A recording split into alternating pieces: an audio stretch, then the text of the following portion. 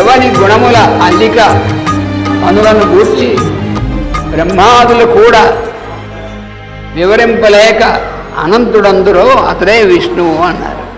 అంతటా వ్యాపించి నిండి ఉన్నటువంటి లక్షణములు విష్ణువు అన్నారు.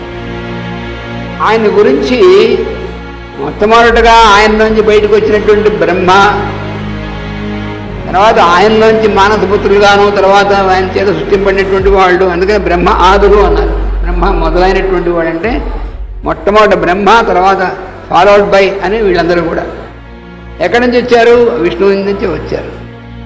అయితే వీళ్ళ అందులోంచి వచ్చినప్పటికీ ఆయనలో ఉన్నటువంటి గుణముల యొక్క అల్లికని వీళ్ళు కూడా తెలుసుకోలేదు. బ్రహ్మకు కూడా తెలియదు అన్నాడు. అయితే మనకే కాదండి, బ్రహ్మకు కూడా తెలియదు అన్నమాట. అయితే పర్వాలేదు, బ్రహ్మకే తెలియదంటే మనకు తెలియకపోవడం విశేషమైన లేదు. అదేం విశేషమైన కాదు, కానీ బ్రహ్మకు కూడా తెలియదండి అర్థం. అందులోంచి వచ్చినటువంటి వాడికి అది పూర్తిగా తెలియడం అనేటువంటి సాధ్యం కాదు.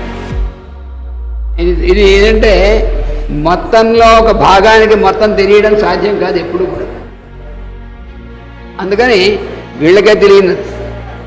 అలా ఎవరైతే వివరింపలేక ఉంటారో వాడిని ఏమంటారు? అనంతుడు అంటారు. అంతు అనేటువంటిది, అంతమనేటువంటిది లేనటువంటి వాడు, అతడే విష్ణువు. మనకి విష్ణువు అన్నా, శివుడన్నా, బ్రహ్మన్నా, ఇంద్రుడన్నా, రుద్రుడు, ఇవే ఈ పేర్లన్నీ కూడాను మనలాగా వ్యక్తుల పేర్లు కావు అని చెప్పి మనకి శాస్త్రం చెప్తుంది. అవి ఏమిటంటే ఆయా ప్రక్రియ జరిగేటువంటి ఫంక్షన్ అంటారు. దాన్ని బట్టి వచ్చినటువంటి పేరు తప్ప వ్యక్తుల పేర్లు కావు.